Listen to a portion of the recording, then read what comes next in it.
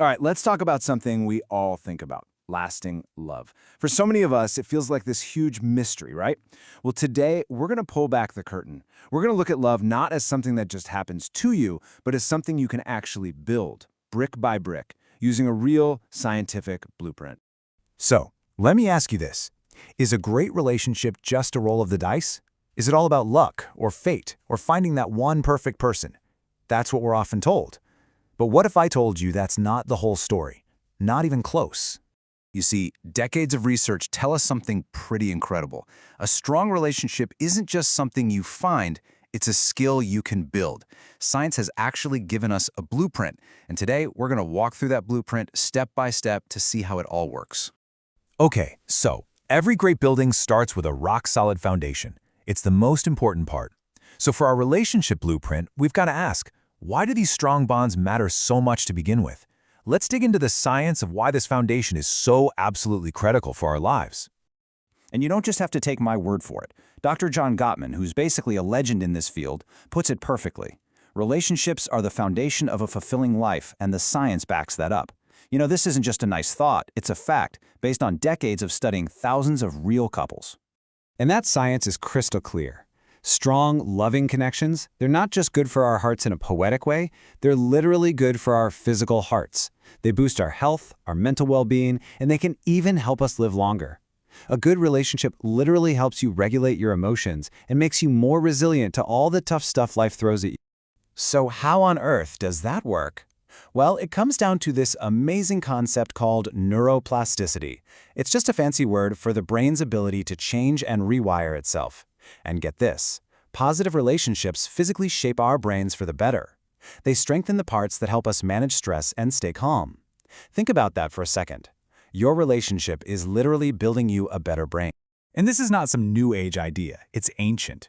Biological anthropologist Helen Fisher has done brain scans that show love is deeply, deeply wired into our biology. It lights up the same reward centers as motivation and addiction. Because from an evolutionary perspective, it was all about survival. Our need for connection is about as fundamental as it gets. Okay, foundation poured. It's solid. Now it's time to put up the framework of the house. What's the thing that holds it all together day in and day out? Well, according to the research, it boils down to something surprisingly simple. Something they call this right here, 5 to 1. According to Dr. Gottman's research, this one simple ratio is one of the single biggest predictors of whether a relationship is going to make it or not. It's that powerful. So what does it actually mean? It's this.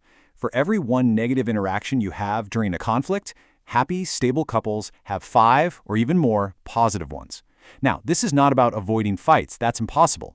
It's about creating this huge reservoir of goodwill and positivity so that when the negative moments do happen, they're just a drop in the bucket. And this just shows it perfectly. Think of it like a bank account. On the left, you've got your deposits, celebrating a win together, saying thank you, sharing a laugh, a simple hug.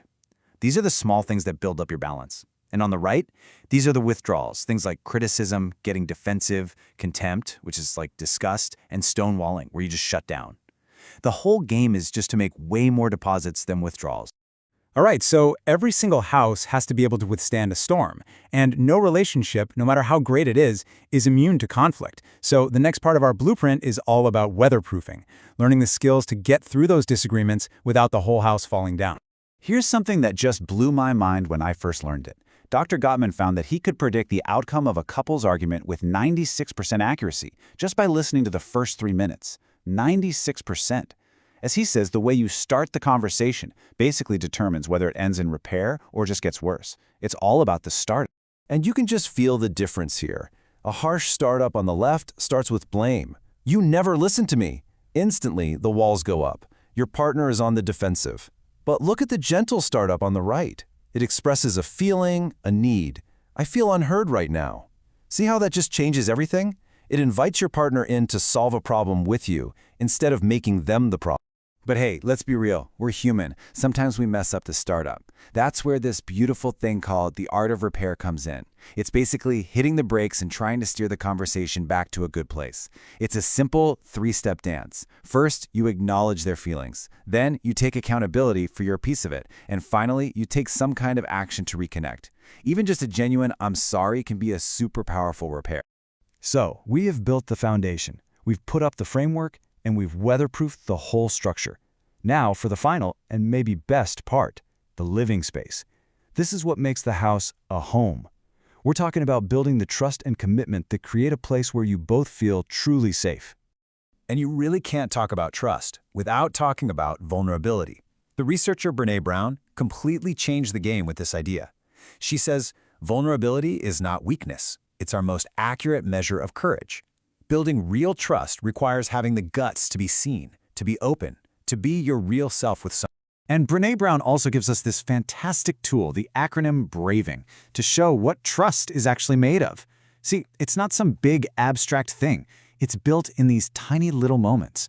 It's about respecting boundaries, being reliable, doing what you say you'll do, taking accountability, keeping secrets safe in the vault, acting with integrity, listening with non-judgment, and being generous in how you interpret your partner's actions. Trust is really just the sum of all these little things. And finally, we have commitment. And it's not a trap or an obligation. Researcher Eli Finkel sees it as an active mindset. It's about waking up and choosing to cherish your partner, to put the relationship first, especially when things get hard. It's about actively looking for the good. So when you put all of this together, that sense of calm we talked about, with that deep trust and that active commitment, you create this. You create a safe haven. It's a relationship where both of you feel secure and seen and supported. And it's from that safe place that you can both go out and thrive in the world. So, we've walked through the whole blueprint, the foundation, the framework, the weatherproofing, and the living space. What all this science shows us is that love isn't just magic. It's something we build, brick by brick, every single day. And that really just leaves one final, crucial question. What's one brick you can lay for your relationship today?